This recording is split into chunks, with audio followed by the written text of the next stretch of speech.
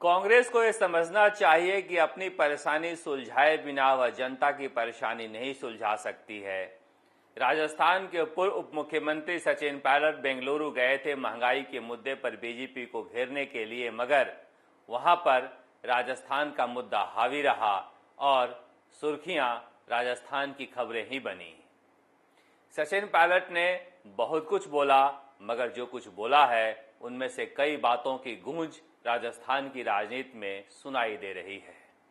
सचिन पायलट ने कहा, जो कुछ होगा दिल्ली से होगा, लेकिन जो कुछ नजर आया है उससे तो यही नजर आया है कि दिल्ली में अब वह वक्त नहीं बची कि वह कोई फैसला ले सके। फिर भी उन्होंने कहा है कि जो कुछ होगा वह दिल्ली से होगा। सचिन पायलट ने कहा कि मेरा क्या होगा, मंत्रिमंडल में विस्तार कब होगा, कौन मंत्री बनेंगे, क्या राजस्थान में सत्ता बदली जाएगी, क्या मुख्यमंत्री बदले जाएंगे, क्या वह प्रदेश अध्यक्ष बनेंगे, इन सब बातों की घोषणा दिल्ली में कांग्रेस आलाकमान करेगा। इनमें से सारी बातें तो सही है, मगर जिस बात की गूंज राजस्थान की राजनीति में सबसे ज्यादा सुनाई दे रही है कि आखिर सचिन पायलट ने यह बात क्यों कही कि क्या राजस्थान का मुख्यमंत्री बदला जाएगा। क्या वाकई में कांग्रेस आलाकमान राजस्थान में 2023 में नेतृत्व परिवर्तन की बात सोच रहा है। यह बात लंबे समय से की जा रही है कि जिस तरह की लोकप्रियता सचिन पायलट की है, कांग्रेस आलाकमान उसे भुनाना चाहती है।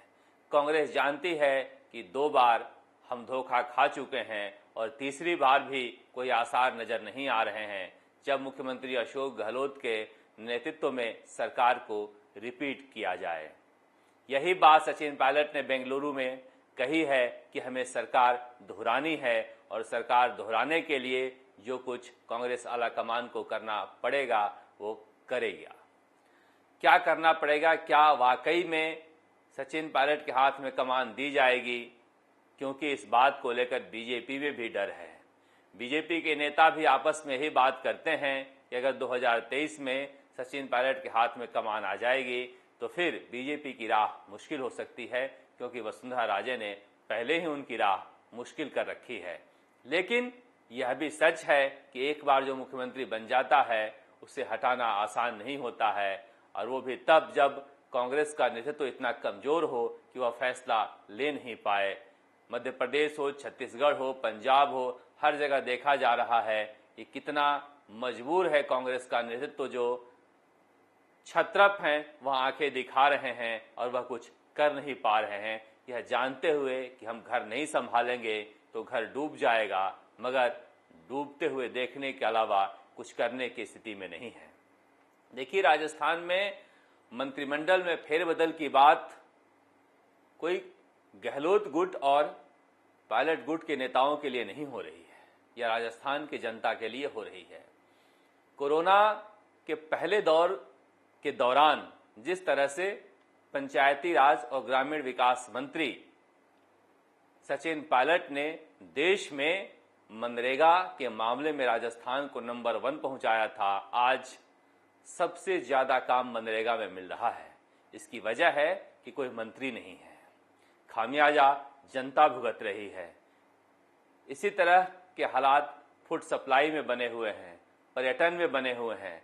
मंत्रियों को अतिरिक्त प्रभार दिया गया है, मगर जिस तरह सीधे सीधे कंट्रोल होना चाहिए विधायिका के हाथों में, वह नहीं रहने से कार्यपालिका अपना काम पूरा नहीं कर पा रही है और जनता भुगत रही है। सरकार चल रही है, बच रही है, मगर पैसे के बल पर चल रही है, पैसे के बल पर बच रही है, क्योंकि विधायक पैसे कमा रहे हैं इसलिए सरकार बचा रहे हैं, मगर जनता इसकी कीमत चुका रही है। जिस तरह से चुनाव हुए हैं 6 जिलों में, पंचायत समिति और जिला परिषद के, जितनी कम संख्या में लोग घर से बाहर निकले हैं, निश्चित रूप से सरकार के ऊपर बड़ा प्रश्न लगाता है कि 64% आखिरी क्षण में भी लोग घर से बाहर निकले हैं। इसका मतलब लोगों के दिलो दिमाग में सरकार के प्रति कोई उत्साह नहीं है, विपक्ष को लेकर कोई उम्मीदें नहीं हैं, इसीलिए इस तरह के हालात बने हुए हैं। जल्दी से जल्दी सरकार को हरकत में आनी होगी और यह दिखाना होगा कि सरकार नाम की कोई चीज़ है। तभी तो सचिन पायलट कह रहे हैं जो हमने वादा किया है उसे पूरा करना चाहिए। सरकारी तंत्र जिस तरह से किए गए वादों को पूरा करना बताती है वह जमीन पर नजर नहीं आती है। राजस्थान तक के लिए जयपुर से शरद कुमार।